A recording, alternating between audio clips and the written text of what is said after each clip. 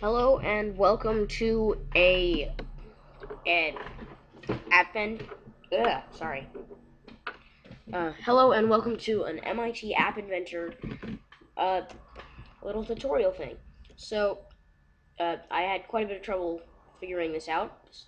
But it's on page communication, and this is actually totally unnecessary. So I'm just gonna delete this. Okay, so I got this running and everything. So we have a nice little thing. So I'm just gonna type in welcome to the tutorial. Welcome to the tutorial. Click set text, and unfortunately, switching forms is not supported. So yeah. So I'm just gonna click on screen 2 because that's what it would bring me to, and give it a minute to load. There we go.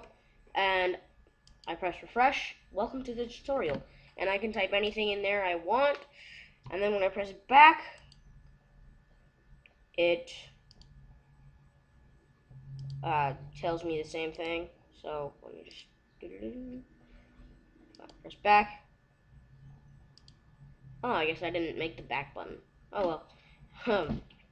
But yeah, so we're going to be making this, and I'm going to show you a couple little things you can do that makes it slightly better. And it will always store your data. So anyways, I'm going to make a new called screen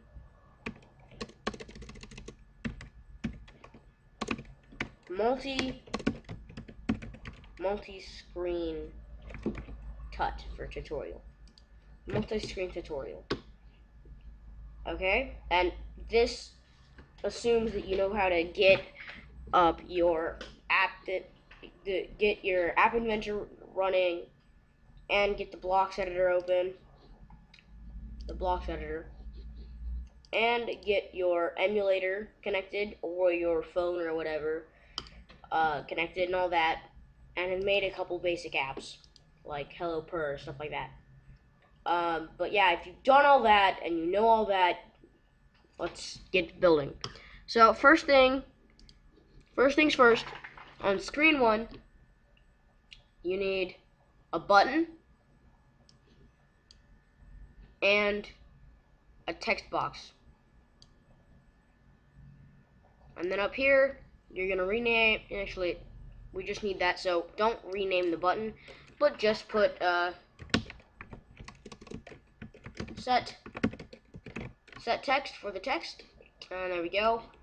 And just get rid of hint. This is just making it look nice and stuff. Yep. And then we go into, so that's that. And then we go into an add screen, screen 2. And give it a second to load, and there we go. And then we do 2 buttons, and in between them we put a text box. Okay, good. Now, because there's 2 buttons, you can leave the text box as text box 1, but because there's 2 buttons, you have to rename the buttons. And keep in mind that these are considered 2 separate programs, so it's kind of hard to get them to communicate because variables aren't the same, even if you have global variables, stuff like that. So anyways, I'm going to name this button button refresh. And this guy, I'm going to rename him as button back. Okay. And I'm just going to change the text to refresh and back. And then this, no hint, you're good. There we go. Now, I'm going to bring up the blocks editor, and there's no blocks in it. So I'm just going to say my blocks when button 1 is pressed, then screen 1, actually I don't need that, it's not screen 1, it is text box 1. Anyways, How do you communicate? Do you just define a variable? No. I'm going to show you that. It's another thing in this. So, I didn't show you it before because, well, I'm not entirely sure why. I probably should have showed, oh, okay. Darn it, I have to close the blocks editor. I will be back as soon as all of this stuff is ready. And we're back. Sorry for that little delay. As you saw there, that the blocks editor wasn't able to run. So all you had to do is close it out and restart it, and I forgot to connect to the emulator. So while I was doing that, I will show you what you need. You need a tiny database. That's what it's called, TinyDB. And I'm just going to leave it as TinyDB1, DB1, and as you can see, it's not in this one. So I'm going to drag that one over, and I need two tiny databases, one in this one and one in this one. You can just leave it as TinyDB1. So we're almost connected, I think. So we're almost connected. Not really, actually. So, but anyways, while it's connecting, I'm gonna go back to screen one. I'm gonna go to this. Just gonna drag that over there. That way I don't accidentally click that and pause it. And yeah, so here we go. What we're gonna do now is we're gonna take the tiny database and we're gonna do tiny database store. Now, what this will do is we're gonna add a tag. I'm just gonna call it text. And what you do is the tag is just a text. You can make the tag whatever you want, but you have to remember the tag. You can like jump from place to place, but you always have to remember the tag. And then I'm gonna go to my text box. And where's text? And then that's it. That's all I have to do.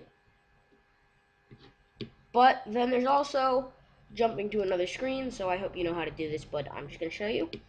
It's call open another screen, and you have to know the screen name, and it's just a text. It's just a little text, and you have to remember the screen name. So I called it screen 2. I left it as screen 2. So right now it is screen 2. Now, what this will do is as soon as I click the button, it will store the value text, and it will rename, and it will open screen 2. So what that does, so now as you can see, I got blah, blah. There we go. There we go. Go away. No. Enter. There we go. I pressed set text. And what?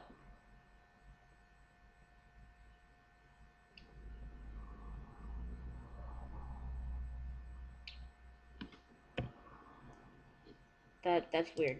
That's never happened to me before. Textbox1.text. That's right. Maybe just text tag. I don't know what happened. Let's just try that again. No method named store value.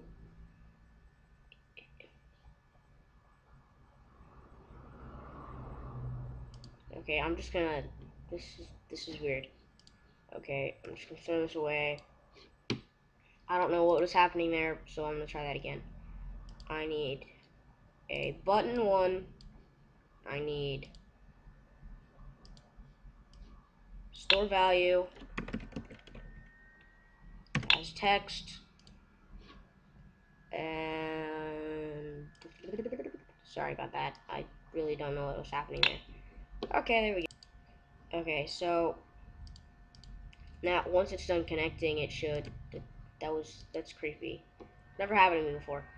But now, click on screen 2 to get to your screen 2 programming, and then my blocks, when refresh is clicked, then did I do that right? No, I didn't do that right. Okay, that's not supposed to be a text box, my bad.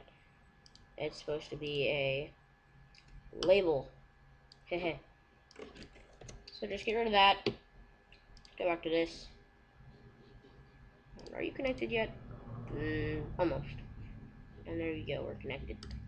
Go back to this. We're on screen 2. And good. What? Oh well. Anyways, I don't know what's happening.